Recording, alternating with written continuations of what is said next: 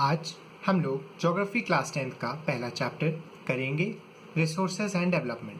चलिए शुरू करते हैं। रिसोर्सेज को डेवलप करने के लिए तीन फैक्टर्स मेजर होते हैं। Resources technologically accessible, economically feasible और कल्चरली एक्सेप्टेबल होनी चाहिए। रिसोर्सेज को कुछ कैटेगरीज में बांटा गया है अलग अलग बेसिस पर। सबसे पहला, रिसोर्सेज नेचुरल और ह्यूमन होते हैं। नेचुरल रिसोर्सेज को भी रिन्यूएबल और नॉन रिन्यूएबल में क्लासिफाई किया गया है। रिन्यूएबल रिसोर्सेज दो तरह के होते हैं, कंटिन्यूअस और बायोलॉजिकल। बायोलॉजिकल रिसोर्सेज में फॉरेस्ट्स और वाइल्ड लाइफ आती हैं। रिसोर्सेज को ओनरशिप के बेसिस पर चार कैटेगरीज में क्लासिफाई किया जाता है, इंडिविजुअल, कम्युनिटी, नेशनल और इंटरनेशनल। इंडिविजुअल रिसोर्सेज वो रिसोर्सेज होते हैं जो एक पर्सन के द्वारा ओन किए जाते हैं, जैसे वेल्स, पैस्चर लैंड्स, जिन पर एक पर्सन का आधिपत्य होता है। कम्युनिटी रिसोर्सेज वो रिसोर्सेज होते हैं जो एक कम्युनिटी मिलकर चलाती है, जैसे बरियल ग्राउंड्स, पॉन्ड्स वगैरह जैसे विलेजेस में जो चीज़ें पाई जाती हैं। नेशनल रिसोर्सेज ऐसे तो ऑन पेपर सारे रिसोर्सेज ही नेचुरल रिसोर्सेज होते हैं, पर कोई भी गवर्नमेंट लोगों की इंडिविजुअल प्रॉपर्टी का ध्यान रखती है, इसीलिए नेशनल रिसोर्सेज सिर्फ मिनरल्स, लैंड, वाइल्ड लाइफ वगैरह जैसी चीज़ों को ही कहा जाता है। For example, Sariska national park में मिलने वाले सभी जानवर और वो लैंड एक नेशनल रिसोर्स है, न कि इंडिविजुअल, कम्युनिटी या इंटरनेशनल। अगला है इंटरनेशनल रिसोर्सेज। तो एक्सक्लूसिव इकोनॉमिक जोन के बाहर किसी भी कंट्री के जितनी भी रिसोर्सेज पाए जाते हैं उन्हें इंटरनेशनल रिसोर्सेज कहा जाता है। ये रिसोर्सेज इंटरनेशनल ग्रुप्स मैनेज करती हैं मिलकर, जैसे यूनाइटेड नेशंस। टेरिटोरियल वाटर्स को लैंड बाउंड्री का ही एक एक्सटेंशन माना जा सकता है। फॉर एग्जाम्पल, इंडिया की लैंड बाउंड्री यहाँ गुजरात पर ख़त्म हो जाती है, लेकिन उसके टेरिटोरियल वाटर्स सी में भी कंटिन्यू करते हैं दोनों तरफ। इस टेरिटोरियल वाटर के अंदर अगर कोई एनिमी नेशन इंट्रूड करता है तो किसी भी कंट्री के पास ये राइट है कि वो ऑपोजिशन की कंट्री पर वॉर डिक्लेयर कर सकता है। इसे एक एक्ट ऑफ अग्रेशन माना जाता है। उन टेरिटोरियल वाटर्स में घुसने के लिए किसी भी शिप के पास एक परमिट होना चाहिए कि वो अग्रेसिव नहीं है। इसके बाद रिसोर्सेज को स्टेटस ऑफ डेवलपमेंट में के बेसिस पर भी चार कैटेगरीज में बांटा जाता है, पोटेंशियल, डेवलप, स्टॉक और रिजर्व। पोटेंशियल रिसोर्सेज वो रिसोर्सेज हैं जो कि फाइंड तो कर ली गई हैं, लेकिन उन्हें डेवलप नहीं किया गया है पूरी तरह से। इसमें हम एक एग्जाम्पल के रूप में देख सकते हैं कि राजस्थान और गुजरात में काफ़ी अमाउंट में सनलाइट मिलती है, लेकिन गवर्नमेंट ने अभी तक वहाँ पर ऐसे इन्वेस्टमेंट्स नहीं किए हैं कि उस सनलाइट को ट्रैप किया जा सके। इसके साथ ही गुजरात के कोस्ट पर विंड एनर्जी के लिए काफ़ी पोटेंशियल है, लेकिन गवर्नमेंट ने उतना इन्वेस्टमेंट वहाँ पर नहीं किया है, इसीलिए वो रिसोर्स अभी हमारी पोटेंशियल रिसोर्स कहलाएगी। डेवलप्ड रिसोर्सेज वो रिसोर्सेज हैं जिन्हें पूरी तरह से असेस कर लिया गया है और उन्हें हम काम में लाते हैं। स्टॉक ऐसे रिसोर्सेज हैं जो कि हमें पोटेंशियल तो रखते हैं सेटिस्फाई करने का, पर हमारे पास टेक्नोलॉजी नहीं है उन्हें यूज़ करने की। फॉर एग्जाम्पल, हाइड्रोजन को हम एक फ्यूल के रूप में यूज़ नहीं कर सकते हैं, भले हमें पता है कि उसे बर्न करने पर काफ़ी सारी एनर्जी रिलीज होती है। रिजर्व स्टॉक का ही एक पार्ट है। उनके यूटिलाइजेशन के लिए हमारे पास टेक्नोलॉजी तो है, लेकिन हम उस टेक्नोलॉजी को पूरी तरह से यूज़ नहीं कर पा रहे हैं। इसका एग्जाम्पल है हाइड्रो इलेक्ट्रिसिटी। जैसे हम हर रिवर पर तो डैम नहीं बना पाते, इसके काफ़ी सारे कंस्ट्रेंट्स हैं, वहाँ से लोगों को डिस्प्लेस करना, इकोलॉजिकल इम्बैलेंस हो सकता है, तो इसीलिए इन रिसोर्सेज को रिजर्व्स के रिसोर्सेज की कैटेगरी में डाला जाता है। अगला हम बढ़ते हैं रियो अर्थ समिट। तो यहाँ पर कई सारे ऐसे समिट किए गए हैं आज तक इकोलॉजिकल बैलेंस को मेंटेन रखने के लिए। इन्हीं में से बहुत पहले एक मेजर स्टेप जिसके बारे में एनसीईआरटी ने लिखा है वो है रियो अर्थ समिट। ये 1992 में हुआ था। इसमें more than 100 heads of state ने पार्टिसिपेट किया था। उन्होंने declaration on global climatic change and biological diversity को साइन किया था। वहाँ पर एजेंडा 21 को एक्सेप्ट किया गया था as the official policy on climatic change. Agenda 21 United Nations conference on environmental development, वही जिसे रियो कॉन्फ्रेंस कहा जाता है, उसमें साइन किया गया था। ये ग्लोबल सस्टेनेबल डेवलपमेंट अचीव करने के गोल से इसकी शुरुआत की गई थी। ये एनवायरमेंटल डैमेज, पॉवर्टी और डिजीज, तो सिर्फ सस्टेनेबल डेवलपमेंट का मतलब ये नहीं कि एनवायरमेंट को बचाना, उसके साथ साथ ग्लोबल पॉवर्टी को भी फाइट करना और डिजीजेस को भी दूर रखना इसके गोल्स में से थे। इसके अंडर एक बहुत ही इंपॉर्टेंट पॉइंट है कि हर लोकल गवर्नमेंट को भी अपना एजेंडा 21 बनाना चाहिए। तो क्या होता है कि जब ग्लोबल स्केल पर कोई डिसीजन लिया जाता है तो उसे हर देश के हर पार्ट में अप्लाई करना मुश्किल होता है, क्योंकि वो यूनिफॉर्मली अप्लाई नहीं हो सकता हर कंडीशन के लिए। तो इसीलिए ये कहा गया कि कंट्रीज अपने एजेंडा 21 भी बनाएं, जिससे सस्टेनेबल डेवलपमेंट के गोल को हर पार्ट ऑफ द वर्ल्ड में पहुंचाया जा सके। अगला आता है रिसोर्स प्लानिंग। ये भी एक काफ़ी इंपॉर्टेंट पार्ट है। रिसोर्स प्लानिंग के 3 स्टेप्स होते हैं। पहला, रिसोर्सेज को आइडेंटिफाई करना, दूसरा एक प्लान बनाना, और तीसरा उस प्लान को नेशन के डेवलपमेंट के साथ मैच करना। इसमें हम एक एग्जांपल ले सकते हैं। मान लीजिए आज दिल्ली के नीचे कोल का माइन पाया गया। तो पहले तो हमने उसे आइडेंटिफाई कर लिया कि ठीक है, दिल्ली के नीचे इतने टन ऑफ कोल प्रेजेंट है। अगला हमें एक प्लान बनाना होगा कि हम उस कोल को एक्सट्रैक्ट कैसे करें, और फिर हमें उस प्लान को अपने डेवलपमेंट गोल से मैच करना होगा। एक एग्जांपल ले लीजिए कि अभी तो हमारे पास कोल है, तो हम दिल्ली जैसे बड़े शहर को डिस्प्लेस नहीं करेंगे उस कोल को एक्सट्रैक्ट करने के लिए। पर आज से मान लीजिए 60 या 70 साल बाद अगर हमें कोल की ज़रूरत पड़ी तो हमें कुछ नेसेसरी स्टेप्स लेना पड़ेगा वहाँ के लोगों को डिस्प्लेस करके वहाँ के नीचे से कोल निकालने के लिए।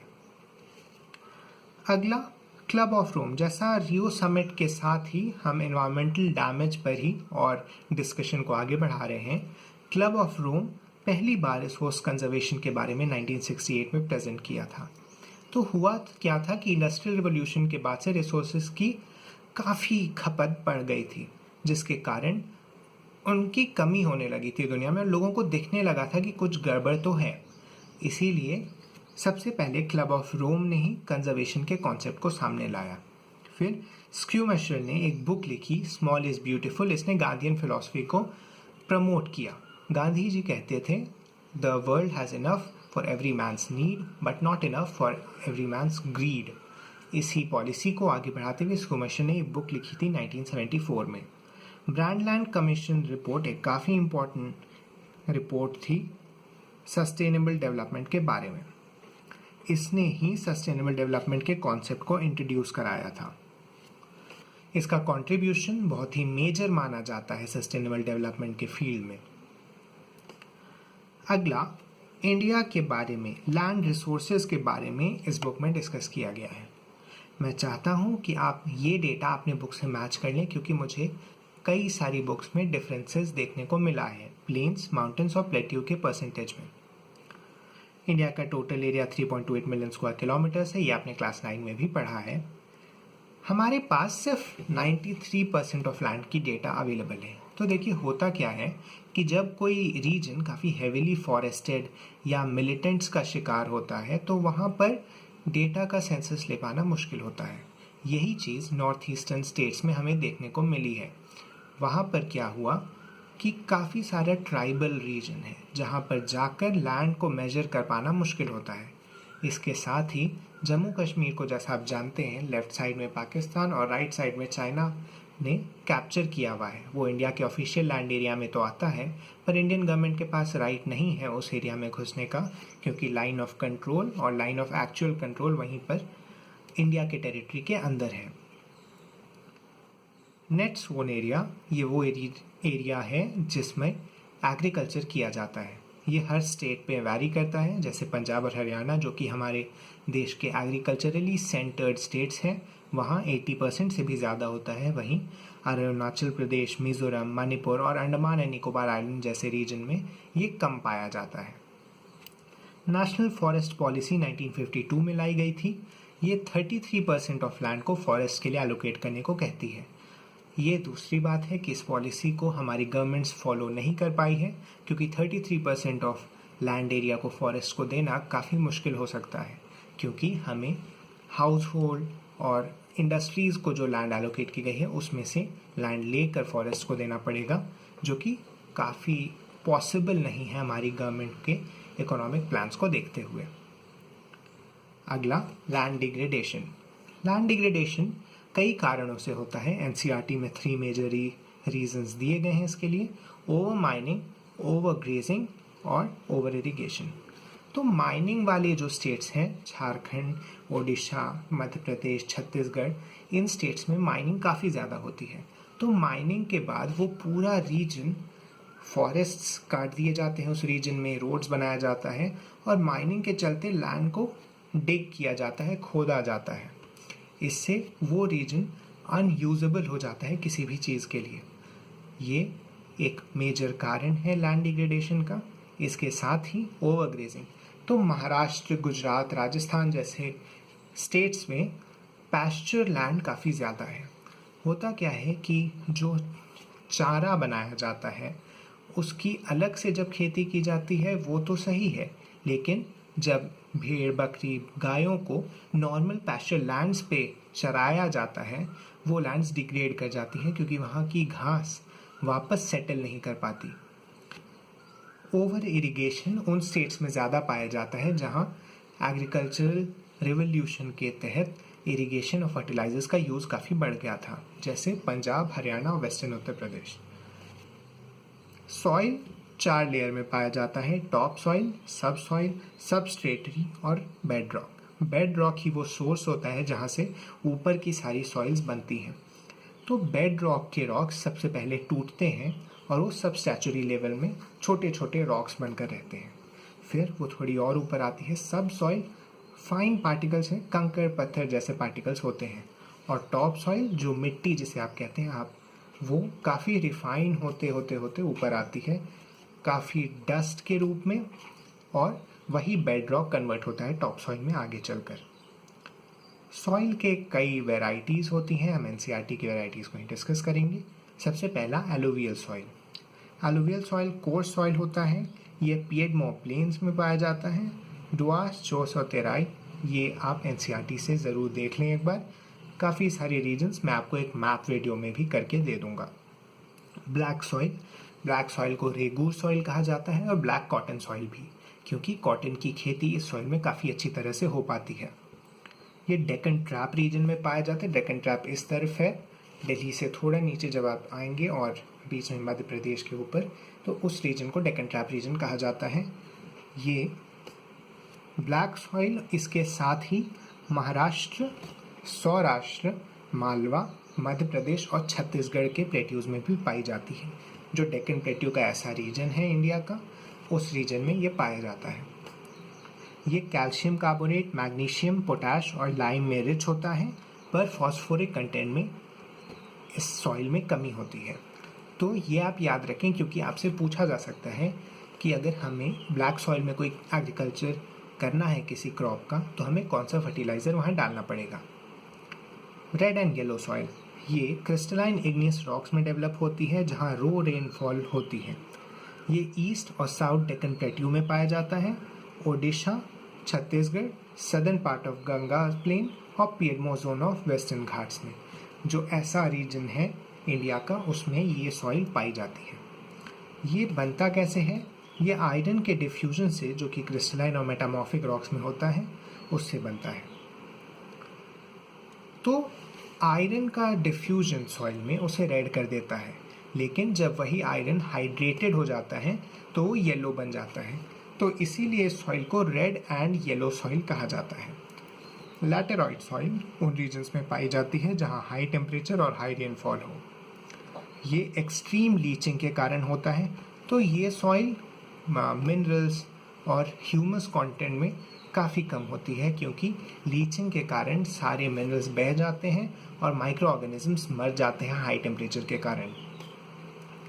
कर्नाटका, केरला, तमिलनाडु, एमपी और हिली रीजन्स ऑफ ओडिशा और असम में इसे पाया जाता है।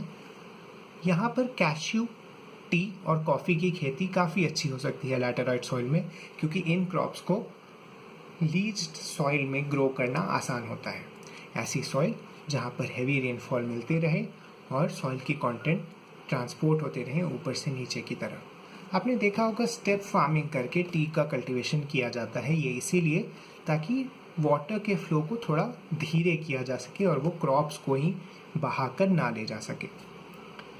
अगला आता है एरिड सॉइल। इसका कलर रेड से ब्राउन कलर में वेरी करता है। यह सैंडी होता है और सेलाइन इन नेचर होता है। ये राजस्थान और उससे लगे रीजन्स में ही पाया जाता है। फॉरेस्ट सॉइल ये लोमी और सिल्टी होता है वैली साइड्स में और कोर्स ग्रेन्ड होता है अपर स्लोप्स में। इसके साथ ही सॉइल वाला पार्ट कंप्लीट होता है। अगला है सॉइल इरोजन।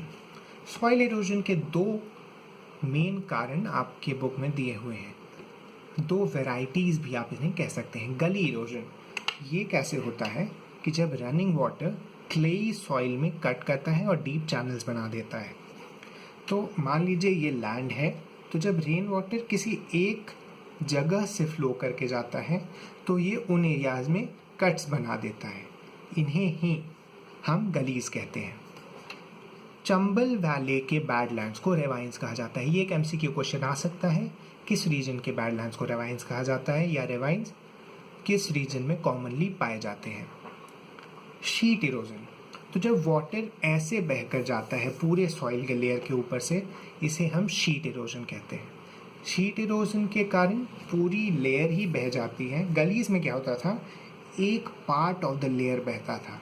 शीट इरोजन पूरी रीजन को ही बहाकर ले जा सकता है। आपकी बुक में एक सुकुमाजरी डिस्ट्रिक्ट के बारे में दिया हुआ है, जहाँ पर ट्रीज़ के प्लांटेशन से काफ़ी बेनिफिट हुआ और सस्टेनेबल डेवलपमेंट का एक कॉन्सेप्ट इंट्रोड्यूस किया है आपकी बुक ने एक एग्जाम्पल देकर। इसी के साथ हम इस चैप्टर को कंप्लीट करते हैं। आपको मैंने एनटीसी स्कॉलर्स बैच के बारे में बताया है, लिंक डिस्क्रिप्शन में है कॉमन प्लेलिस्ट का। Thank you, have a nice day.